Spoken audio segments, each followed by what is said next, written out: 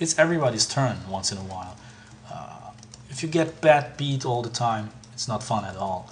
So you can also get lucky from time to time, which I did. I hold, which is fantastic. It's unbelievable. So now I have 3,870 chips. Very nice stack. Now I'm half the big stack here. I have half the big stack and I have double these guys. So they must really be careful. This is actually a very good situation because this guy and me, we normally should abuse these guys now. But I'm not sure we do, because sometimes also the small stacks get so aggressive, and with every pot they can pick up 300 chips. But for example, I can't call here. Actually, it's the opposite. These guys here can abuse me. I can abuse him, and he can abuse them, you know. From the chip relation perspective, I don't want to. I don't want to lose against these guys here, and he does not want to lose a pot against me, because otherwise he's the mid stack. So you see this strange relationship here between us. So let's see what's happening. King 8. I just called behind. I hit my king. Very scary board here. 600 in the pot. I check. He checks, and this guy checks. So now I think, wow, they are drawing to a flush. They must have a diamond here. This is clear. They might already have the flush, and they are just scared to bet, because if they bet, we all fold and it's over. So I thought to myself, hey, I won't bet here, you know. Even if I have top pair, but my kicker is still weak. Even if they don't have the flush and they have a king, I'm still probably going to lose because I have no kicker. My 8 is really not a big card, so. But they check again. And they checked so fast. I remember that now. They checked so fast. Sometimes people check fast if they have the flush to make you think that they don't have it and stuff like that.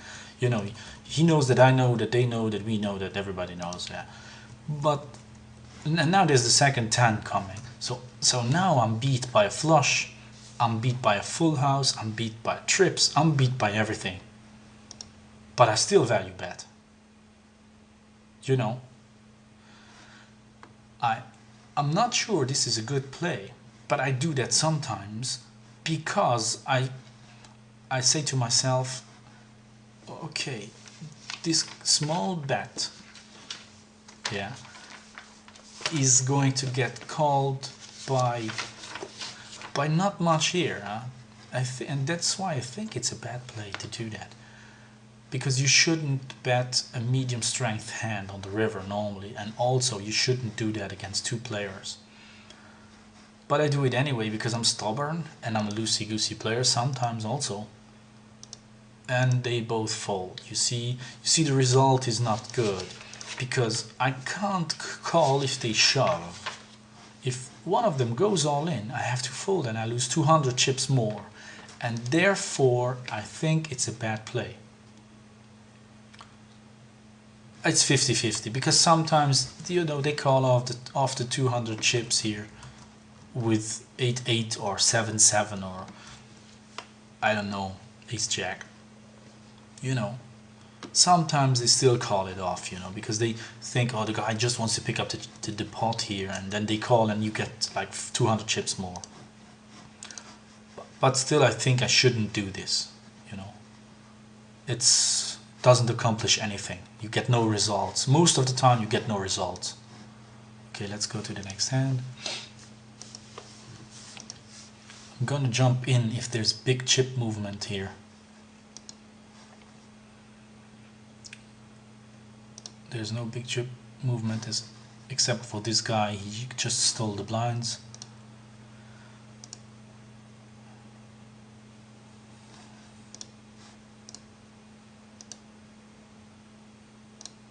Oh, we lose a player. Okay, let's go. Let's see this hand.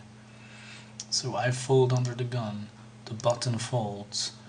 and the small blind just calls, he just limps. There's 8-5 deuce flop, rainbow board, not connected at all, not a very dangerous flop, and he shoves and is getting called by sixes, and he has an 8.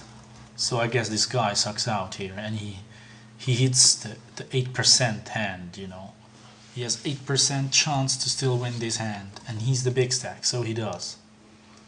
Because he's the big stack, because he's lucky, he hits the 6 on the river. Horrible. This guy played it very well. He made, in this hand he made no mistake. He just, you see, he just wanted to see a flop with a connected hand like that. It's okay. I mean, you see here? You know, he just completes the small blind here. And then this is a fantastic flop for him here. Yeah. Could he have played it differently? What happens if he checks here?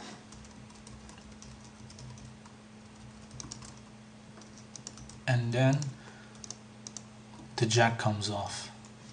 And now he shoves. I'm not sure, you know, because this guy's so loose in calling. He calls off way too much and gets lucky. Yeah, I think the result would be the same. I'm not sure, because if he doesn't shove on the flop and he shoves on the turn, he goes all in at turn. Then there's 2 over cards to this guy's pair, and I'm not sure he can call. But let's see how much is in the pot pre-flop. 400. If he shoves the turn, if he doesn't shove the flop and he shoves the turn with the jack, he shoves 2 over cards to his pair, and I would throw away the hand here. I mean, I wouldn't. Then why shouldn't he? Then he should shove pre-flop with his pair. So he plays it from back to front, you know. He plays it reverse. He should shove here, you know. When this guy limps, he limps. Yeah, now I shove with 6s here. I mean, I have a pair. What's? You see, I'm not sure about this hand. Okay, let's see the next one.